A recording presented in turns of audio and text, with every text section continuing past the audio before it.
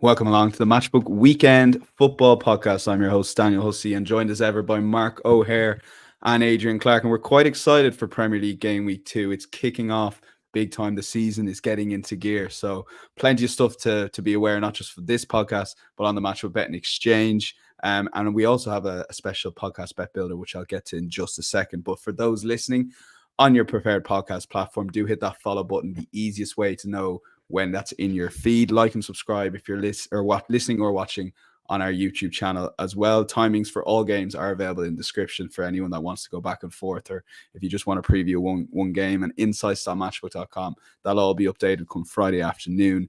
Best way to get a recap of all the guys' picks here as well. And of course, check out the Matchbook Betting Exchange to get best price on the odds checker grid. And for those looking for a Matchbook account that don't have one, do hit there's a £50, currently a £50 new customer welcome offer. All you have to do is enter the code POD50, that's POD50. So if you're listening on the podcast, do put in the bonus code POD50, and full details of all the free bets there, £50 worth of free bets, are available on our promotion tab on the Matchbook Betting Exchange. I'll get to the £5 podcast bet builder money back special in a second, but we'll start with Brighton versus Manchester United. And the four games, incidentally, we're going to cover Spurs, Everton, Villa, Arsenal, Bournemouth, Newcastle as well. But we'll start with the early kickoff, and that's Brighton versus Manchester United. Take a look at the betting that we currently have on matchbook.com. Brighton 2.58 favourites against Manchester United, who are 2.78. The draw is 3.9. Both teams to score heavily favoured, yes, at 157. Draw no bet is the Asian handicap market, with Brighton the slight fabs there. 2.5 the total, but overs favoured at 164. So, Mark, this is a game we want to talk about. It's a big game. It already feels like a big game. United got the win. Late enough. It could build a bit of momentum, but this is a tough game against a Brighton side who are very impressive against Everton. Yeah, they were a great start for them. They look capable of having a good crack at things this season without European distractions. They also look like they'll be quite good fun to follow again this time around. Obviously, you can't read a huge amount into match day one, but it looks like Fabian Hurtzler wants his side to move the ball forward a little bit faster than perhaps under Roberto De Zerbi, getting the midfield involved faster. Also playing a very high line as well, which I'm sure United will have watched and taken note of. But he's going to get his wingers involved, and that's what we saw against Everton. Karim Mitoma, back from injury, playing a starring role in that win at Everton. Nice to see him back fit and firing. Minte was very impressive before his substitution. Hopefully he'll be okay for the weekend. Adingra as well, contributing off the bench. And now you've got Jorginho Rutter as well. So they've got loads of attacking options, all very well capable of making their mark. So I'm sure they'll fancy their chances against United this weekend, who I thought were all right actually against Fulham. I'm not going to criticise them. They were the better team. Leno had to make a few smart stops, and I know that to wait late until Joshua Zirkzee scored that goal. But there was a degree of promise, I guess, from United. Fulham obviously had their moments too and looked dangerous in transitions. But it would be premature to believe United have turned a corner based on that game alone. But I did think there were positives. Lisandro back in central defence. Mazraoui had a decent debut. Casemiro looks leaner after the summer off. Maguire played well. You've also got De Ligt now on the bench too. Garnacho and Zirkzee contributing off the bench. So, an increase in standards, you could say. But just unwilling to put my trust in them just yet at the prices. So I actually thought the Premier League card was quite tricky, quite trappy this weekend. So I've gone into the bet builder for a few of my selections, starting with this match. So I'm going to support goals and cards. I've got both teams to score and over 39.5 booking points. So we're essentially looking for 4 or more cards on both sides to score. It comes in at 192, which I thought was a fair enough price. Goals-wise, Brighton have kept just 3 clean sheets in 19 at home last season. 13 of those games saw both sides scoring. United away scored in 14 of 19, kept just 5 clean sheets themselves. I do think there's more than enough attacking quality in both sides to, and intent, I should say, as well, to see sort of both sides oblige here. Defensive doubts still persist a little bit around each of these two teams. Obviously, Brighton's high line, I don't think they've got the recovery pace at the minute to utilise that completely. And I still think there will be a bit of a bedding in period under Hurtzler. But cards-wise, 7 of the opening 10 Premier League matches last week went over 3.5, including both of Brighton and Man United's matches. Craig Pawson is the referee he's averaged over 50 booking points over 22 league games since the start of last season. He did the Newcastle Saints game last week, 85 booking points, a few flashpoint moments, obviously, too. But he's hit 40 or more booking points in 15 of those 22 games he's covered. So, quite like a feisty, entertaining opening game from the Premier League.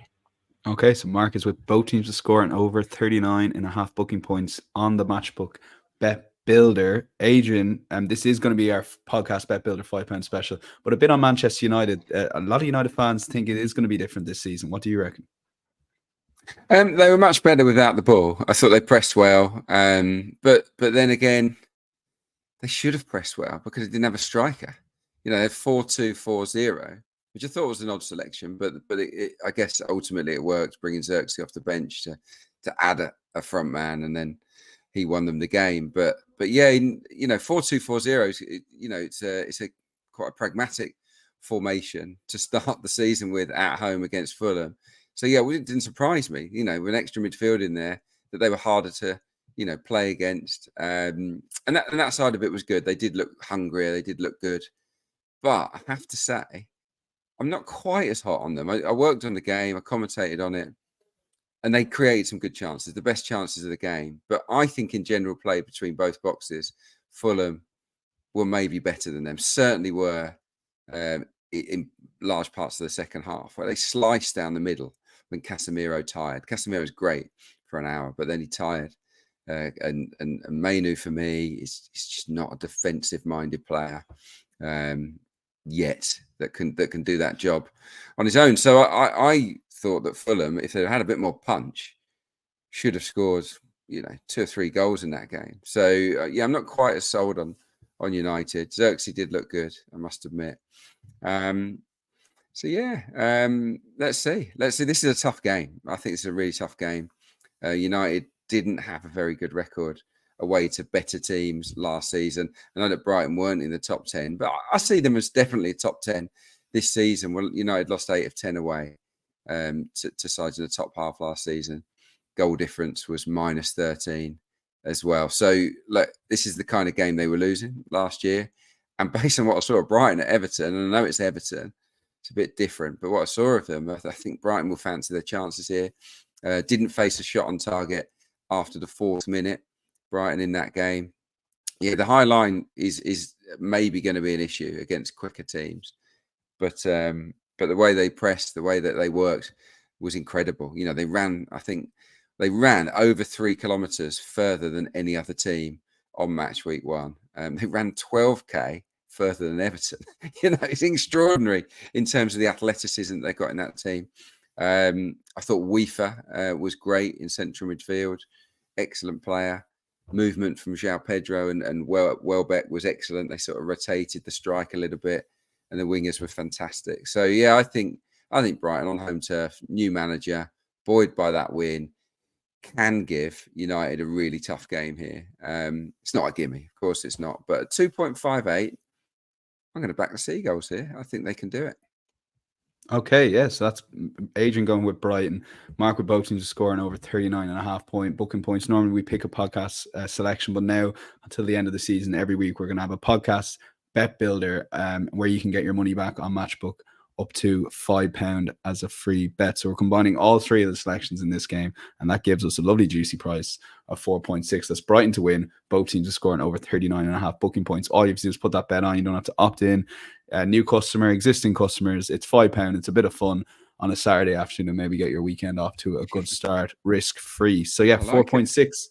Yeah, it's pretty. Yeah, it's pretty tasty. Yeah, and combining the 2 guys. Yeah, well, I'd looked at Brighton and both teams to score as almost like a long shot option, really. I think it's 4.4. So I can definitely get on side with this here, especially hearing about Craig Pawson and his love of the card. So it should be a decent game. Yeah, it should be a good one. Saturday early kickoff. Let's move on to 3 p.m. Saturday. Spurs versus Everton. Take a look at the betting that we currently have on matchbook.com. You can back Spurs in the 90-minute market at 144. Everton as big as 8.2. The draw is 5.3. Both teams to score yes, 178. Everton are getting a 1.25 goal on the Asian handicap line at 202. The goal line 3.5, but it is heavily favoured at under 3.5 goals. So, Mark, I'll go back to you and start again here. Look, Spurs dominated Leicester, let's be honest, for the best part of most of the first half.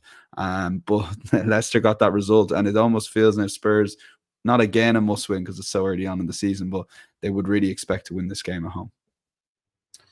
Yeah, Postecoglou, Spurs fans, as well as I'm sure Adrian and myself, very frustrated after Monday night, seeing Tottenham dominate them for 55 minutes or so, and then Vardy scores with Leicester's first shot on target, and Tottenham wilted a bit thereafter. Obviously, they faded quite badly, but poor concentration, poor positioning defensively to allow Vardy that space to score. But yeah, dropped points against a poor side, and now they've got to go again. And this will be a tricky game, I think, against Everton, who will be licking their own wounds after that disappointing opening show. I actually thought Everton started brightly and pretty well against Brighton, and a few key decisions went against them.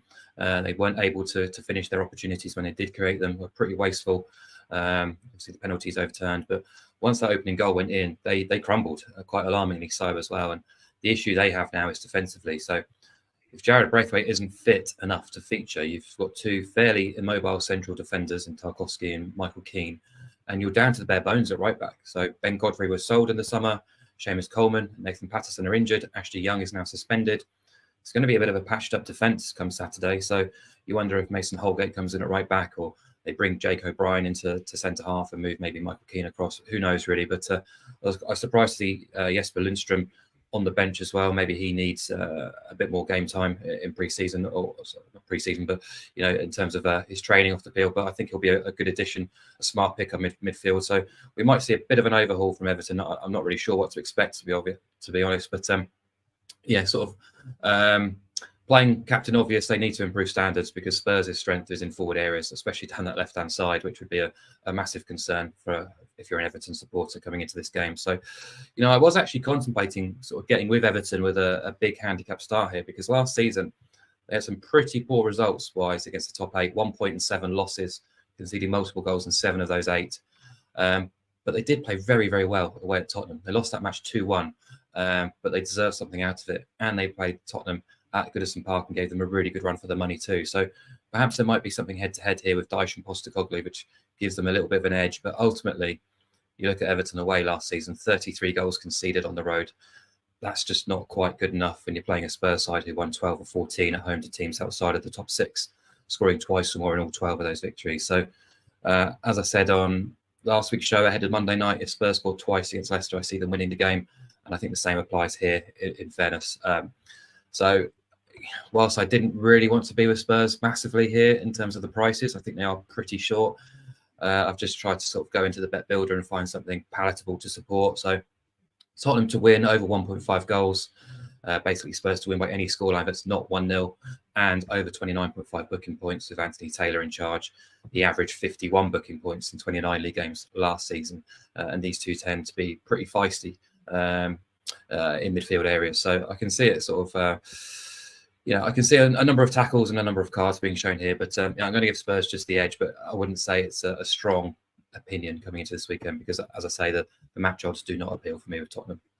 Okay, yeah, if you do want to get Spurs on side, that's around 1.8. Adrian, you're going about it another way in terms of getting Spurs on side. I guess it's maybe more anti-Everton than pro-Spurs. Yeah. I mean, he's put some doubts in my head there, Mark. But let's, Spurs' home record is strong against teams like Everton. I think you just said 12 or 14 teams outside the top 6 last season. They scored at least twice in 9 out of 10 at home against bottom half teams. You have to class Everton as a bottom half team. So this is, that I think there's a very strong chance, especially based on what we saw of Spurs in that first half at Leicester, of them cutting loose here against a patched up defence and creating stacks of chances. And they just need to be a little bit more ruthless. On home turf, I would expect them to be a bit more ruthless. They had 62 touches inside Leicester's box, by the way, which is extraordinarily high. And that's away.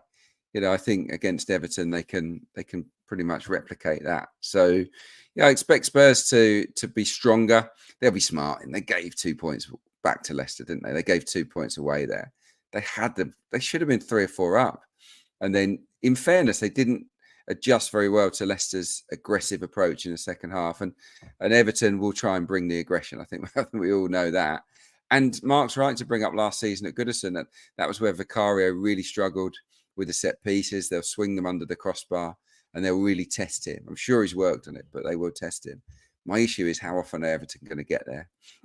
I just think Spurs on home turf are going to take the game to Everton and maybe put them out of sight earlier on in the game. We'll have to wait and see, but I certainly feel that they're good enough to win the game and maybe win by two clear goals, which is why I'm going to back Spurs at -1.25.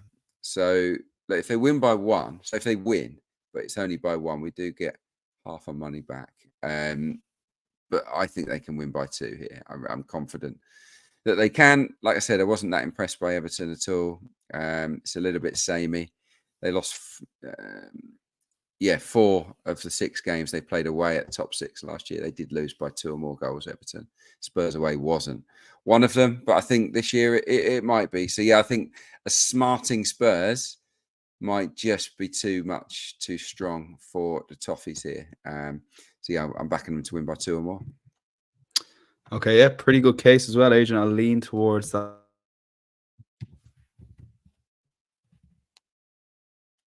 That's Spurs -1/4. A little bit more of a conservative way to get Spurs on side. Mark has the bet builder. Spurs over 1.5 goals and over 29.5 booking points with Anthony Taylor in charge. Let's go to the big one for myself and Adrian, I would say. Aston Villa versus Arsenal. And this is not a good time to play Villa, I would say. But let's take a look at the betting that we have on matchbook.com. Villa 4.6, Arsenal 186. Is that good price or not? We'll find out in a second. Draw 4.0. Both teams to score, yes, 174 favoured. Villa getting a 1/4 goal head start. And 2.5 the total overs is 1.79 currently at the time of recording. Adrian, is this a good time to play Aston Villa? I would say not before the Champions League, but maybe Arsenal could catch them on the hop. It's going to be a tense game, I would say, and tight. I think so. Yeah. I mean, it could be. Yeah, I get that. When the Champions League starts to bite sort of 4 games in to the 8, Villa might start to wilt a little bit. So that'd probably be the optimum time to face them. But Ollie Watkins is undercooked, isn't he? He's not really had a pre-season. He couldn't really last beyond the hour last weekend. Obviously, Duran came on and made a really good impact. So maybe that's not such a big deal. They were impressive against West Ham. There's no arguing that. I think the midfield was good.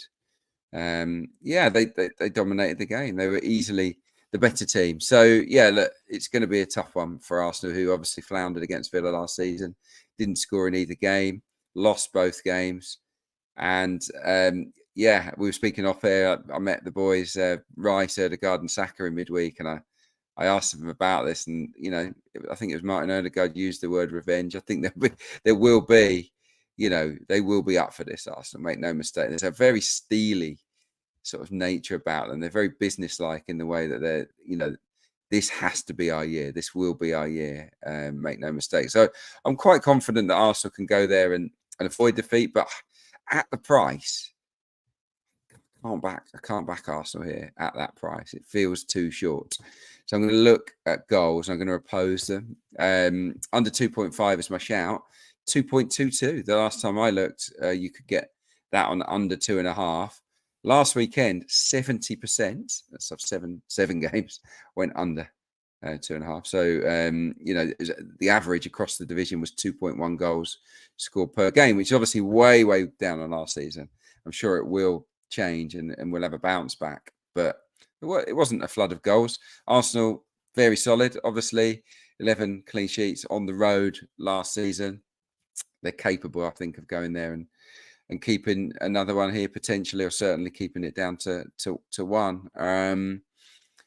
6 of 9 Arsenal away games against the top 10 did go under 2.5 last season, which is interesting because you think of Arsenal as being this free scoring team that, smash teams. Well, they did smash the also rounds. They smashed the weaker teams in the matches against their rivals. They were actually pretty tight affairs, particularly away from home. So, I was just about side of Arsenal, but like I say, at the price, there's a big old difference between Villa and Arsenal.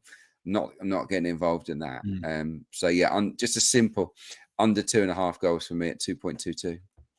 Okay, yeah, would have won the game in the game last year for sure. Mark, does Martin Odegaard saying revenge come into your betting thinking at all heading into this weekend? Not massively, but I guess it is an element because that's probably the day when Arsenal's title challenge failed, wasn't it? I think Liverpool lost at home to Palace on the same day, and City went into strong favourites for the title. So, yeah, understandably, especially after losing home and away against Villa last season, Arsenal will be keen to put it right. And I understand from an Arsenal perspective there might be a bit of trepidation going to Villa Park and playing Aston Villa, but for the first time probably in a year, I would say to you guys, come on, stand up, be confident, be bullish about your team, because you were the highest rated team according to the underlying metrics last season in the Premier League. You've got a fantastic record under Mikel Arteta, especially over the last 2 seasons, even more so away from the Emirates Stadium. And I think you're very fair favourites. You were even money to win at Villa Park last season. Obviously a touch shorter this time around, but Arsenal were exemplary in 2024. And as I say, their away record under Arteta over the last 2 seasons, just 7 league losses and 38. Even more impressive, 21 clean sheets in those 38, 0.82 goals per game conceded. And even if you look at the whole of last season, just 5 defeats. I know Villa accounted for 2 of those, but just 5 defeats and 38. So Arsenal themselves are an incredibly tough nut to crack. And whilst Villa will bring the noise, I think Arsenal can deal with it, really. So it's obviously a massive match. Villa will be very confident themselves, having turned over City and Arsenal at home last season. The City win was excellent and fully deserving. The Arsenal win was a bit more in the balance, you could say. And their home record under Emery also commands massive respect. Just 6 home league losses in 32, 21 wins from that sample too. They got off to that good start at West Ham last week, which is no easy feat, really. Onana made an immediate impact, and thought it was quite interesting, really. Emery and Monchi, the sporting director, said in the summer they were targeting physicality in a younger squad, and Onana definitely fits that bill. I thought his partnership with Tielemans was quite nice. Gives them a bit more resilience there with Boubacar Kamara missing. Ross Barkley, an unused substitution, which kind of goes to show how strong their squad is now. And yeah, I guess the weakness might be in forward areas with Watkins looking a little bit jaded.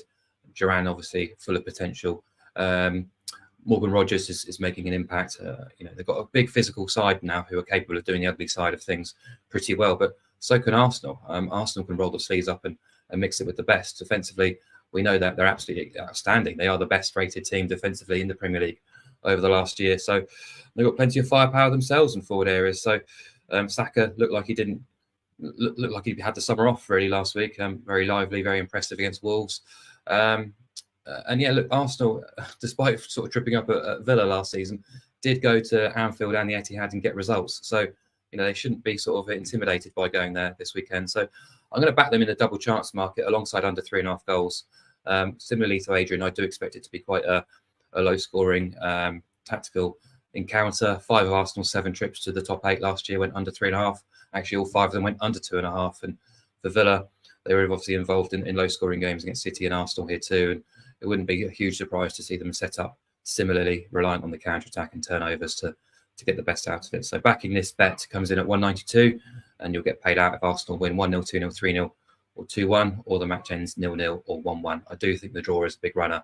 That's 395, but having put up the draw last week in the Villa game and being frustrated by the outcome, I'm going to go elsewhere. So I'll side with Arsenal this weekend alongside double chance and under 3.5 goals.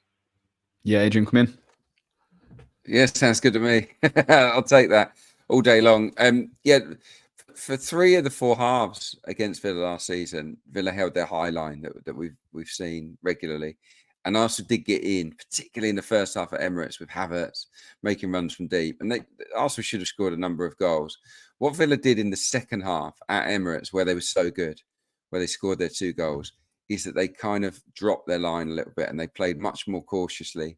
They sat sort of on the edge of the box with the 2 central midfielders, who will be Onana and Tielemans this time around, kind of really on the toes of the defenders. And they slowed Arsenal down, and Odegaard couldn't get any, couldn't slide his balls through. Saka was crowded out. It was a very crowded second half. And I think if I'm Unai Emery, I'm not deviating from that this time around. Even though they're at home, I think there'll be elements of this game where they're far more cautious than they would be against other teams. So just adds a little bit of weight maybe to the argument for fewer goals. Yeah, tactically, it'll be very interesting how it starts as well. The first few minutes, and of course, Mikel Arteta was missing from the touchline from memory at Villa Park. So for a game like this, I think that is quite important. So we're gonna go. I'll go with Mark under 3.5 goals and Arsenal double chance. Big jump under 3.5 goals, 148.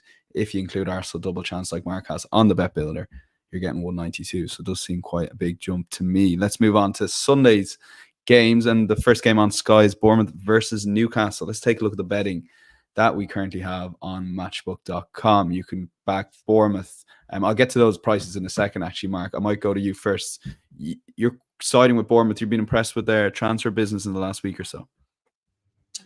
I am going to side with Bournemouth. I think Newcastle are too short for this game, and I do like Bournemouth. A draw was probably a fair result last week against Forest, a match they had to start Antoine Semenyo as the central striker after losing Solanke in the summer. We know Iraola prefers him as a winger, a wide option, but that problem may now be resolved because Evan Nielsen has just signed on a club record deal from Porto, which is a hugely exciting addition for Bournemouth. I think he's got all the assets to be a real success in the Premier League. Obviously, he might require a bit of a bedding in period, but I'm hopeful he'll be able to hit the ground running and lead the line for Bournemouth, who did lack a little bit of end product at the City ground. But I think in forward areas, they do possess options. And they also, crucially, I think now possess options in midfield, which was I wouldn't say an area of weakness, but they were so sort of dogged down by injuries and suspensions last season. They were sort of down to the bare bones there. But we got Alex Scott starting last week. Philip Billing was on the bench. Christie even came off the bench as well. He had a good season last year. And in defence, I was sort of raving about the signing of Zabanyi last year. I thought it was a real coup for Bournemouth. Dean Howson as well, a really astute centre-half signing as well. And I think those two have got the potential to be a really solid duo at the back for Bournemouth. And I think they've got a great shot of downing Newcastle this weekend, more so than the market suggests, because let's not forget, 12 months ago, or even less, Iraola started the campaign, his first season in the Premier League, without a win in 9. Pundits were calling for his head. Bournemouth gave him the opportunity to correct things, and he ended up with the 6th best points haul across the final 29 games and a club record points haul as well. So things are going very well for him. I really like him as a coach, not just tactically, but in game, his management has been excellent. He made 4 changes last week between the 63rd minute and the 69th, which changed the direction of that match at Forest. And I like them. So I want to side with them because I just think Newcastle are too short. What are they now? They're 2.3, which is not an attractive price for a side who went 6-2-11 in terms of wins, draws, losses away from home last year. That included a 2-0 loss at Bournemouth.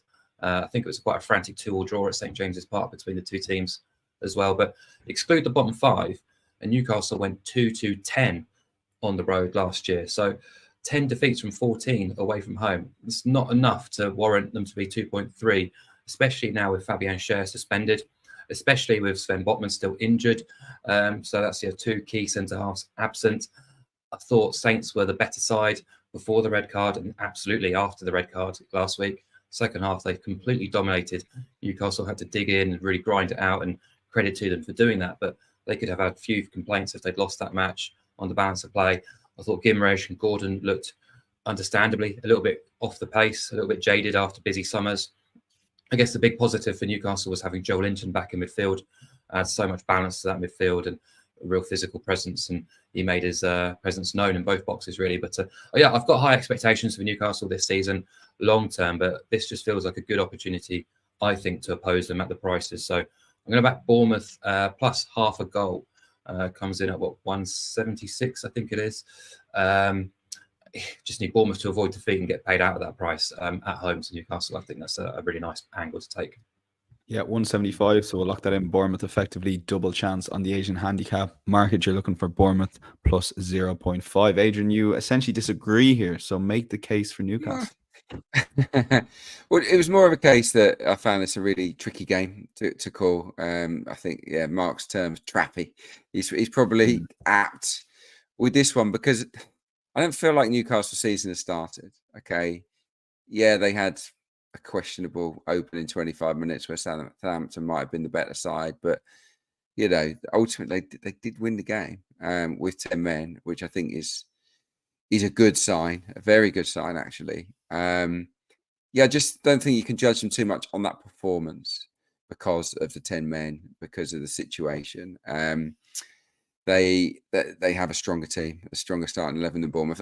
Don't get me wrong, I really rate Iraola. I think his coaching is terrific. His squad is stronger this season, but there's no Dominic Solanke, and Solanke was never present really last year, superstar for them. And I think that the striker is such a key position. And if you're going to thrust Antoine Semenyo in as a false nine or somebody else, or give a debut to Evan Nielsen, it's a negative in a lot of respects, because it's such a key position. And if that person isn't au fait with the role or his teammates, I think it can impact you a lot. So that's why I have some doubts about Bournemouth. That's my thinking. But, they may go and prove me wrong. We've seen strikers come in on debut and tear things up, haven't we? I think Newcastle will really get going here. Their best players didn't really show up, apart from Joe Linton last weekend, who was excellent. I think this could be a day for Isak, for Gordon, maybe for Bruno to step on the gas. It's not been a happy hunting ground for them. They were really disappointing here last year. Eddie Howe, of course, going back to Bournemouth. I just think I think he'll get the players really at it for this game. The lack of centre backs is a worry, but like I said, against a new strike force, that might not be such an issue. So yeah, look, I'm going to go with a bet builder. So I'm going to go over 2.5 goals, because I do think both teams are going to press and force mistakes, and I can see both attacks causing the opposite side problems. 6 of the last 7 Bournemouth home games, when they were doing really well under Iraola, did go over 2.5 goals. They averaged, actually, the last 7 home games of last season averaged 3.57. So, sees a lot of goals, the vitality. So I'm going to go with that. I'm going to go with Newcastle to win, because they're favourites. They have the stronger starting 11. And I'm going to back Isak to score, to get his season off and running. Obviously, he doesn't need much analysis. Isak, he's a top player, and I think he's going to score a lot of goals this season. So yeah, all that comes in at 4.33. So it's a little bit of a long shot, a little bit of a fun one to have a go at if you want to get Newcastle on side. So you have the betting mind of Mark O'Haire versus the tactical mind of Adrian, both coming up with completely different answers for Bournemouth. Newcastle. I don't like it at all. One stat I didn't mention is that Newcastle did score twice, or at least twice, in half their away games last season. So, they're actually quite attack-minded. But yeah, I'll just chuck that in before you make your call. Yeah. I didn't mean to. Great question, Mark. Yeah. The last 2 clean sheets on the road last year. So, I said at the start, I find it quite a tricky Premier League slate. Yeah. This would probably be one of the few where I'm just bullish about the price. I don't think Newcastle deserve to be 2.3 based on what we've seen over the last 12 months. And sure, they're going to be a better team than what we saw through the autumn and winter last year, when injuries and Champions League duty sort of derailed them a little bit. But I'm quite bullish of Bournemouth being a little bit undervalued here. Okay, yeah, listener, make your own call. I'm going to lean with Mark and Bournemouth plus half a goal, but yeah, I think the draw is a bit of a runner here. You're close to 4.0 as well on the Match of Betting Exchange. So, of course, listener or viewer, make your own call on that. And a full recap of all the guys' picks for you to choose yourself will be available on insights.matchbook.com. Mark, you've got a EFL selection and another Premier League selection. So, if you want to race through the couple of them yourself, but whatever you want to go first. Yeah, I'll go Fulham to beat Leicester at 189. That's a nice price, I think. I have sort of said I think Fulham could be in for a tricky campaign. It's more of a price rather than an expectation that Fulham get relegated, but I thought they were a little bit big considering they'd lost the presence of João Palhinha in midfield. I don't think Sander Berger or Joachim Andersen dramatically transforms them into a top half team or anything close to it, but obviously required additions coming in to help them, because Lukic and Andres Pereira in deep midfield is not going to work long term with the midfield that formed at Manchester United. But like Adrian said earlier, I think there was enough bright moments at Old Trafford to suggest they should be okay. Obviously, Marco Silva is a big plus, and their Craven Cottage record has been a big plus since promotion. 9 wins last year, 8 wins the campaign before at Craven Cottage. So you're hovering not far off a 50% win rate at home, which would equate to evens or sort of slight odds against if you're backing Fulham sort of off the just off those numbers. But last season, impressively, they won 7 of 11 when hosting teams outside of the top 8. And yeah, 189 on them to beat Leicester stands out. Leicester, we were pretty down on them last week, finished pretty strongly against Spurs, but ultimately, for the most part, they were nowhere near as good as Tottenham, understandably. Steve Cooper, I think, is a good organiser, but away from home at Forest, he really struggled, barely managed to burgle a win at all. They were sort of reliant on their home form at the City ground. So, and just keep going back to it, but it's the price really that kind of gets me to this bet. Fulham last season against the promoted clubs, they went off at 169 against Luton, 171 against Burnley, and 152 versus Sheffield United. They're 189 here. So are they significantly worse than 12 months ago? I think they are worse because Palini is not there, but not by that margin. And if you compare Leicester, the current Leicester side, with those relegated teams, I don't think there's a huge amount of difference between them. This Leicester side, as we said at the beginning of the season, aren't the same team that won promotion. So I'm happy to oppose them. I think they burgled that point a little bit against Tottenham on Monday night. So 189 on the home win. And the second bet, which I haven't got my notes to hand, so I don't know if you want to go to Adrian. I've got Adrian. Yeah, we'll let Mark take a minute. So Adrian, you've got 2 selections, and we'll go back to Mark then in the EFL. Yeah. Well, I had Mark's selection as the third on my shortlist, and I just picked 2. So I fully agree with Mark's. I'm going to go with Stoke and West Brom. I think anyone who looks at this fixture, they think low scoring.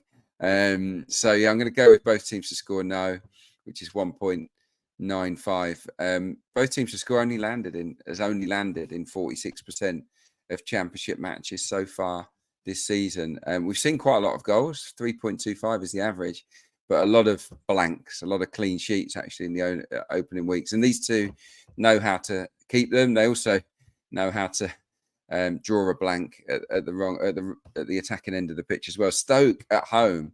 Well, Stoke are just low scoring anyway.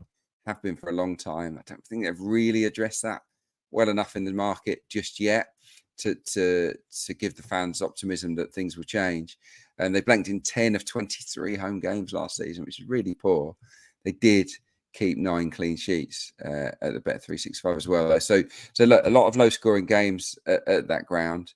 At the start of this season as well with Stoke, they've won 2 games to 0, one of them being a cup game, and they've lost a game to 0 as well at Watford last weekend, which was a pretty poor effort. So that's where I'm thinking. West Brom clean sheet sort of kings really of the Championship, 18. A lot of them, those are at home, but they're capable home and away of being well organised. Corberan is very, very smart manager. And again, look at their front. I know that Magic got a hat-trick on the opening weekend, but not sure at the moment. You've got Magic, you've got Dobbin on loan from Everton. You've got Devante Cole, who did real well in the 3rd tier, but can he do it in the Championship? I don't know whether there are that many goals in them. And last, anyone that said West Brom Leeds, that was a snooze fest last week, 0-0. So yeah, I'm going to go with this being a dull game. Stoke West Brom, both teams score no, 1.95. The other one is in League One actually with Rotherham. Good price this, I think, on one of the promotion favourites, going to a Wickham side that are just not as good as they were under Gareth Ainsworth. They're just not as reliable. Rotherham have had a bad start to the season, haven't scored yet. They lost 1-0 at Exeter. They drew 0-0 at home to Bristol Rovers. But of all the teams in League One, they've got the highest expected goal so far, 4.3. Yet they've scored none. Wickham have had an XG of 2.5 and scored 4. So, the metrics are sort of working against the reality in a way, and I think things will level out. The other thing that really caught my eye stats-wise was that Rotherham have had the most big chances in the division, 7. Actually, second most. But they've had 7 big chances, and they've missed them all. They've missed 7 big chances, which is shocking, really. And actually, it's something that isn't sustainable. Sooner or later, they're going to start putting the ball away. They've had more touches in the opposition box, Rotherham, than any other team in League One. Wickham have had the second fewest touches in the opposition box in League One. So all in all, I think Rotherham got a good chance based on, their output. They just got to get the finishing right here. Wickham aren't anything special. And they can go there and win, and the price is good, 2.92. Okay, yes, so that's Rotherham 2.92, West Brom voting to score no, away to Stoke 195, and Mark's gone for Fulham versus Leicester. And your last selection has the Adrian Clarke seal of approval, Mark. So that's the hard bit done. Yeah, Huddersfield are taking on Shrewsbury this weekend. Want to be with Huddersfield any way we possibly can, really. So the way I'm getting them on side is Huddersfield to win and both teams to score no at 2.3. If you want to be super aggressive, chuck in Huddersfield to win the most corners, and it boosts the price to 2-1, which is quite appealing. So Huddersfield's 2 from 2, beating Stevenage and Peterborough, scoring twice in each, conceding just the one goal, which was a penalty. The metrics have been very impressive too in both boxes. And just a bit of fixture symmetry, Shrewsbury have actually also played Stevenage and Peterborough and have lost both games and lost both pretty convincingly too. They were due to be in a bit of relegation trouble pre-season, according to most, including, I'm sure, Adrian and myself. And they've had a bit of an injury crisis as well. Not ideal to start the season. But yeah, lost 1-0 at Stevenage, lost 4-1 at home to Peterborough, two teams who Huddersfield have beaten quite comfortably. But if you look at the expected goals metrics from those 4 games, obviously both teams have played the same opponents. Well, Huddersfield have returned a positive plus 3.92 XG difference across those 2 games against Stevenage and Posh. Shrewsbury minus 3.78 XG difference. So that's an enormous difference over a 2-game sample playing the same opposition. Shrewsbury, anyway, are pretty dreadful away from home. 13 defeats from 24 since the start of last season. They failed to score in 13 of those and averaged just 0.67 goals per game away from home. Carl Winchester went off injured in their midweek EFL trophy game at home to Fulham under 21s. Not sure whether he's going to be available for the weekend, but he's their captain, midfield heartbeat. That was a match which they lost, and Huddersfield didn't have the trophy in midweek, so they will be the fresher side at home, and they've got aspirations for an immediate bounce back under Michael Duff, and expect them to be too strong. So 2.3, Huddersfield to win and both teams to score no. Okay, that's available at around 2.34 at the time of recording. So, Adrian, over to long shots, and Chelsea actually lost the shot count last night in the Conference League despite their 2-0 win. They they traveled to a Wolves team who did have a few chances against Arsenal. So, I'm guessing you're leaning towards the home side here. Yeah, it's just the price, isn't it? I think Wolves are massive underdogs to win this game at home to a Chelsea side that you really can't trust. They haven't particularly impressed. I mean, to concede 20, I think it was 22 shots against Servette at home is alarming. Obviously, it wasn't the complete first choice 11, but it's a really strong starting lineup that he put out, Maresca. And yeah, they weren't at all convincing. I think they're very much a work in progress. You know, I hate what's going on behind the scenes there. Some of the messaging as well. It's not great. You know, there are ways and means of letting, you know, if someone isn't in your plans, you don't have to ostracize them and banish them and fall out over it. And that seems to be Chelsea's mode at the moment. You know, Maresca said he's got 15 to 20 players that he hasn't even seen, that they're being kept apart from him, training elsewhere. I mean, that's not a healthy environment, is it? You know, players talk. It's going to be a lot of sniping behind his back. There's going to be a lot of dissatisfaction at the way the club are going about their business, and I think, you know, that's not healthy, and it's not good for team spirit. And I think that Chelsea's results will ultimately be affected by that until those players are out of the building. Wolves did okay at Arsenal. They weren't great, but they did create some good chances. Strand Larsen, very unlucky not to score. It was an amazing save from David Raya. That was a great piece of movement that bodes well, I think, for him and for Wolves. I think he can score goals in the Premier League. Cunha didn't start at Emirates. He'll come in for sure here, and I think he makes a massive difference for them. And look, they quite like bloody in noses, don't they, at Molineux, Wolves? They're an aggressive, sort of awkward team. They beat City last year, beat Chelsea, beat Spurs. Ruffling feathers is kind of what Gary O'Neill likes to do. And yeah, if they could just be a little bit more lethal and a little bit more solid at the back, and I know they're two very important things, then Wolves have the makings of being a decent side. So yeah, it's price based. This, you know, Chelsea have the talent to go to Molineux and win, but I see this as, I actually think if I was to pick a winner here, I still would go with Wolves because they've got home advantage. There's a lot of uncertainty about Chelsea. City won in second gear max last week. City weren't really at it. Yeah, they cruised to victory. I would have Wolves as favourites, weirdly. So I'm absolutely on board with backing them. And just to beef up the price, so it's even more of a long shot, I'd go with under 4.5 goals, which is, fairly safe. Maybe given the Premier League's cagey-ish start to the season, it feels even more secure to go with under 4.5. So you put them two together, you get 5.6. And for those who want to oppose Chelsea, nice little price. Yeah, Wolves are 4.7 to win. Add in the under 4.5 goals, you're getting up to 5.6. So yeah, be a bit of a boost there, to be fair. And Mark, over to your one in La Liga, but you do endorse Adrian Clarke's. It's great when you guys are on the same page. I think I didn't like Bournemouth Newcastle earlier, I'll be honest. Yeah, I got there first. I put Wolves in, but I was the bigger man than Adrian last week, so I let him have it because I had a nice alternative. Yeah, not all heroes wear capes today. Yeah. We'll get to the big stuff because Saturday night there's a Madrid derby, not your obvious Madrid derby, but Getafe taking on Rayo. Always a good watch, these two.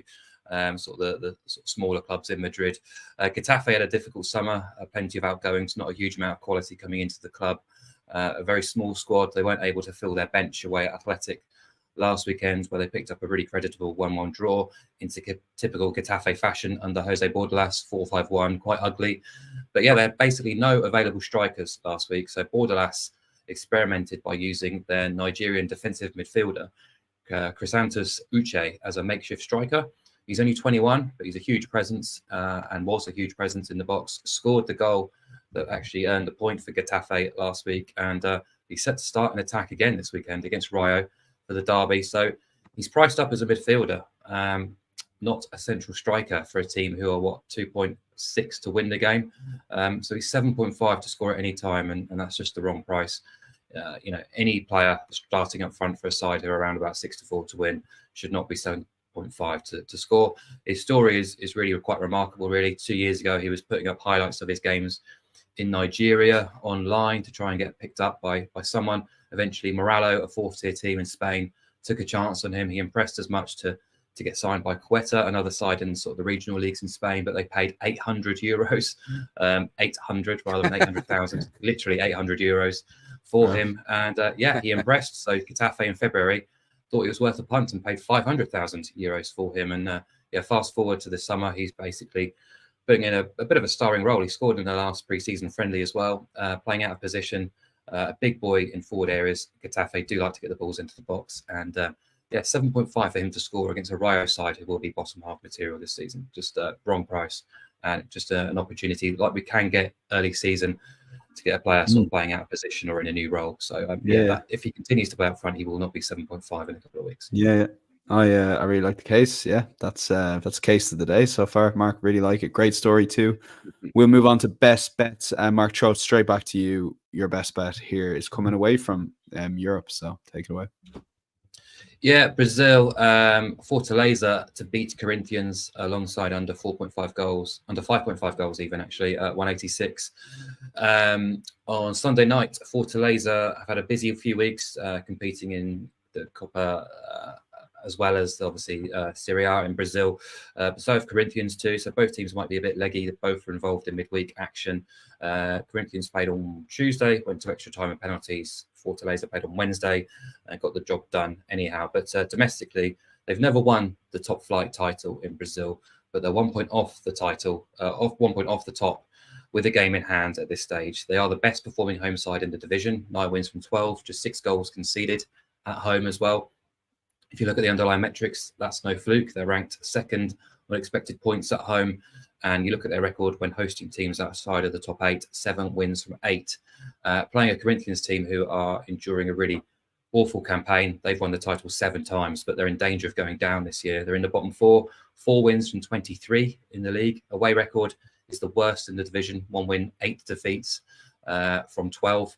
And scoring just 5 goals away from home in those 12 fixtures as well. So here we have the best home team with the best home defence against the worst away team with the worst away attack. And we're getting roughly 1.8-ish on the home side. It might be a little bit shorter, but looking elsewhere, we could be able to get a decent price on Fortaleza on the nose. But just to get and guarantee that price, include under 5.5 goals, and we're getting 186, and that gets all the most likely correct scores on side. But Brazil is normally a relatively low scoring league, so I'd be shocked and surprised if there's 6 or more goals in this game. But yeah, Fortaleza to win is the main play, basically.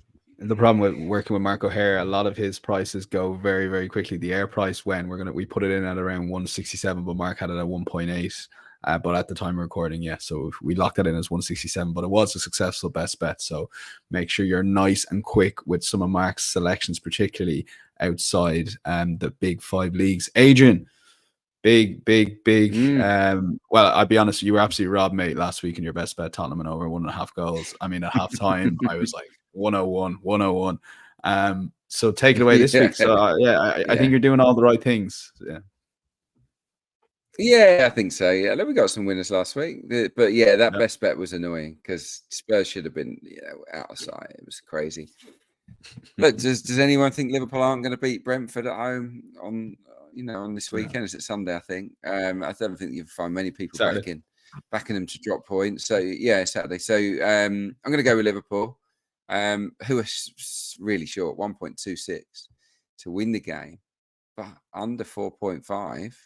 Makes it 1.94, which I think is a lovely little jump. So really, you're just backing against them smashing Brentford, and I don't think they will smash Brentford.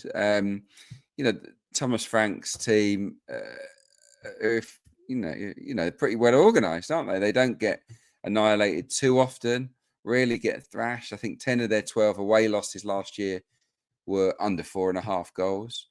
And it's going to need a 4-1 probably, isn't it, for this to lose, or a 5-0. But it's not very often Brentford concede that amount of goals. They're a competitive Premier League team, aren't they, Brentford? So yeah, you've got to fancy Liverpool. Incredible home record. They only dropped points in 4 home games last season. Perfect win record against the bottom half last season. And if you discount games against City and Arsenal, they did score at least 3 in 12 home games. So yeah, they're a team that you have to back, I think, when they're playing at Anfield. And the Bees, for what it's worth, have had 3 visits to there in the Premier League, 3 losses, no goals scored by Brentford either at Anfield. So yeah, I see a really routine 2-3-0 win here for Liverpool. But here we also get the 2-1. We also get the 3-1, don't we? So we even get the 4-0. So for the price to be 1.94 on a home win for Liverpool at Anfield, yeah, I'm happy with that. Okay, we'll lock that in. Liverpool under 4.5 goals. Adrian's best bet on the card. My thanks to Adrian and Mark. For those watching live, thank you so much. We've around 70 or 80 people watching live at the moment. If everyone could just hit that thumbs up button, would be much appreciated. Helps get our betting content out to a wider audience, which is why we do this. But my thanks to Mark and Adrian. We're back next Thursday, all being well, at the regular slot of around 1 p.m. But we will confirm all that on social media. Enjoy the weekend's football. We will chat to you next week. Bye-bye.